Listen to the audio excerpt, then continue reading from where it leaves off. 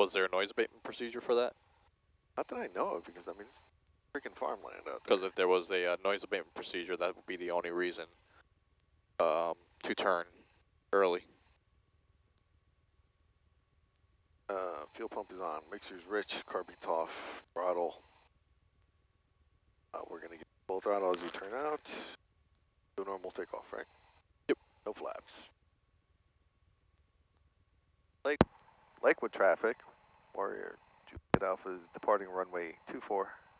Staying in the pattern. You know how it clicked like after I started talking?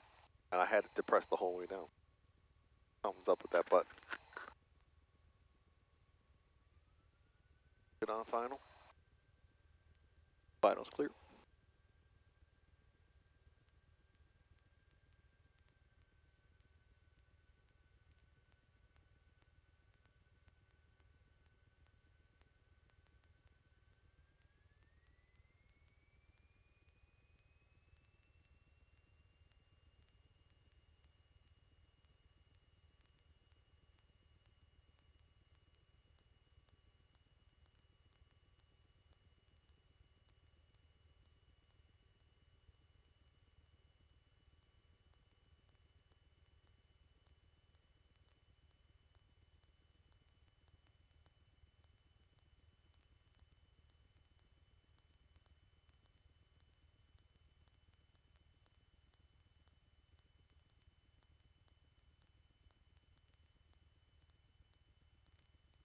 Why did it veer so much up to the right that time? I was wondering, how was that right pressure, right rudder pressure? What do you think? Did you have any more? Or? I waited till I got off. Yeah. Till I started putting it in. I'm like, that's weird. I was looking at the yokes. I didn't really see the yoke move over. I mean, I don't know if you're shadowing me on the pedals or not, but I have my feet flat. And you can see now it's shot us over to the right. Maybe it's just a little crosswind or something. Watch your heading.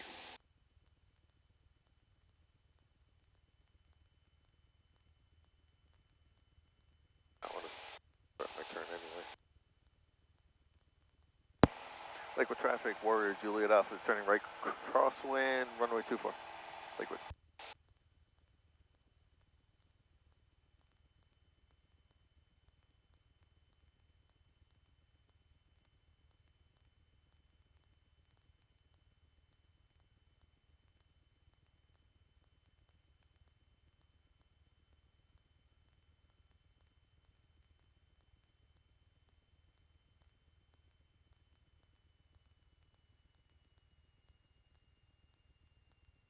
Much better with that new cable in there, huh?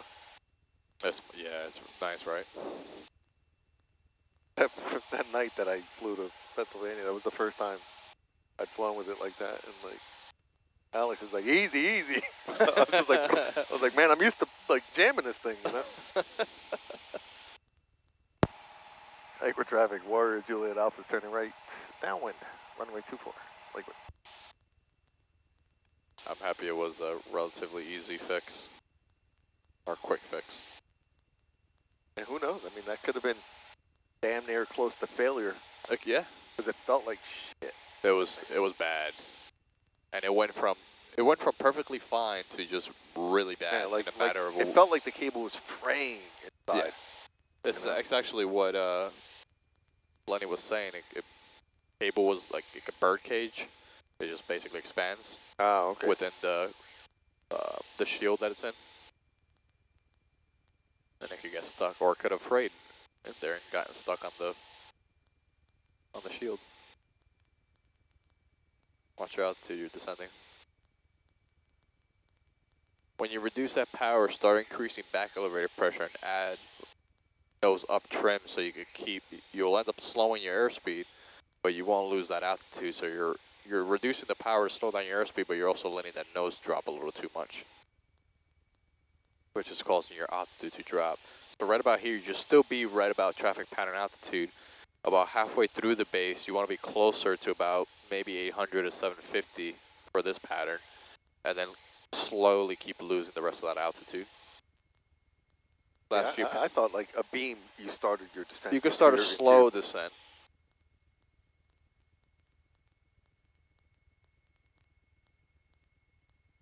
Drifted out that way. That could be when you're looking over your 45. It's been consistent. You're leaning over to the right with the yoke, so you just relax that grip a little bit.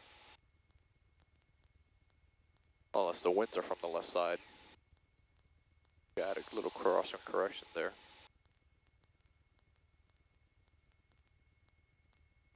Liquid traffic, Warrior Juliet Alpha is turning right, base, runway 24, liquid.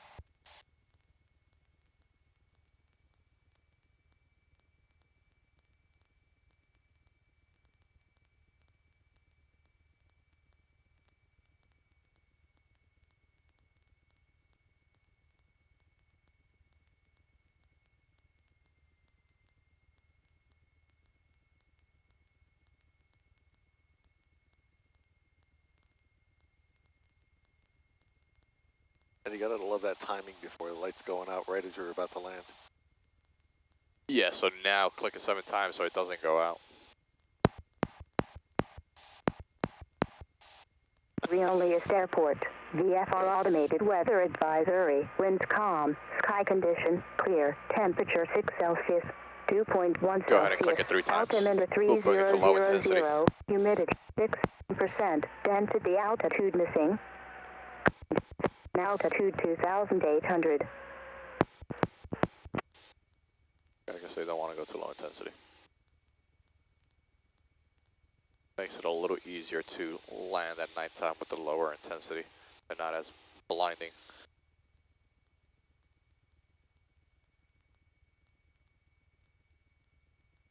Yeah, I feel like I'm crabbing to the right again. I'm giving it left rudder to straighten it. Like, to me, that looks straight right there.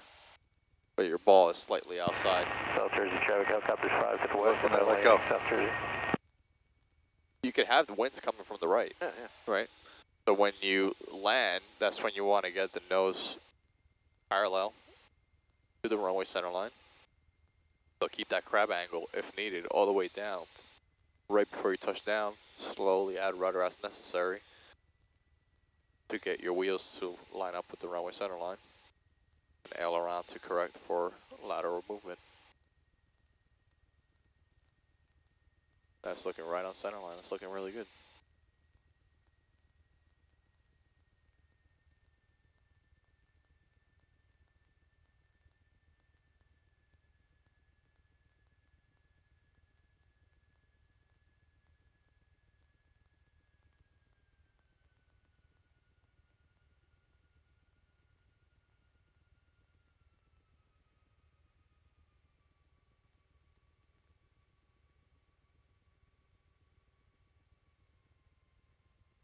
Go ahead, use those brakes.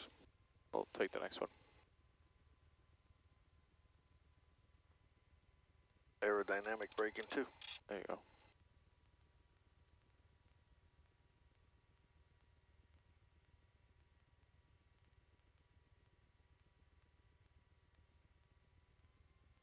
Nice job.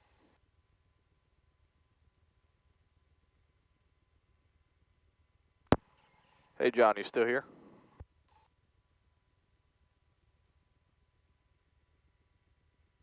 Yeah, they got different hours now, right? Yeah. He's What closing. was that? Hey, just I'm going on a cross country tonight. By any chance, can you top this? Top it off? Yeah, I'm kind of on the way out the door, and I'd have to get the truck all ready. All right, don't worry about it. I'll make Nathan fill it up. All right, thanks.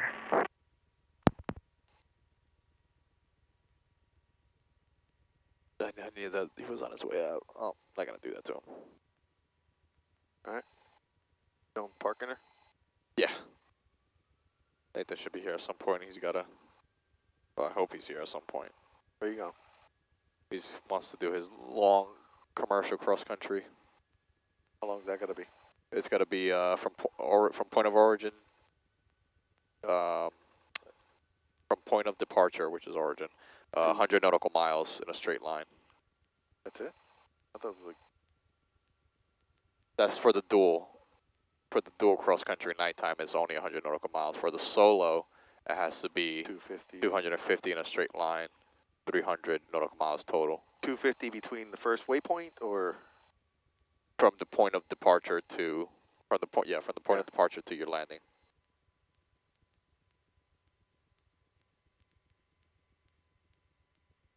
And it doesn't mean you have to that.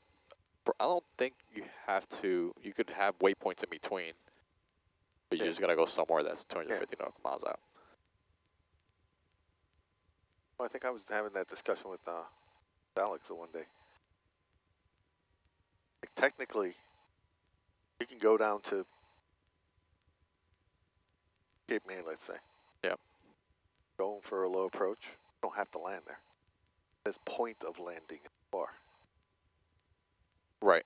Depending on That'll what you're still- that'll- depending on what you're logging. That still If you're counts going as a cross country. correct. It's more than 50 nautical miles, and Correct. it's a point of landing 50 miles, more than 50 miles away.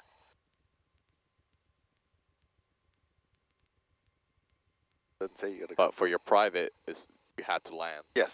It says specific. I'm pretty sure it says specifically. And just like you have to do certain things like towered landings. Right. You have to do. You're better off just landing, so you don't.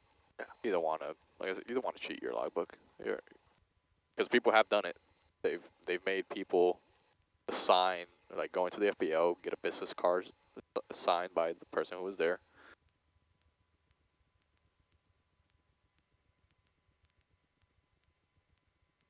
You know what? Let's put it right by the fuel tank. Here? Yep. Well, so you're gonna go straight toward. You're gonna go to the left of that aircraft box over there. Then you're gonna make a 180. Okay.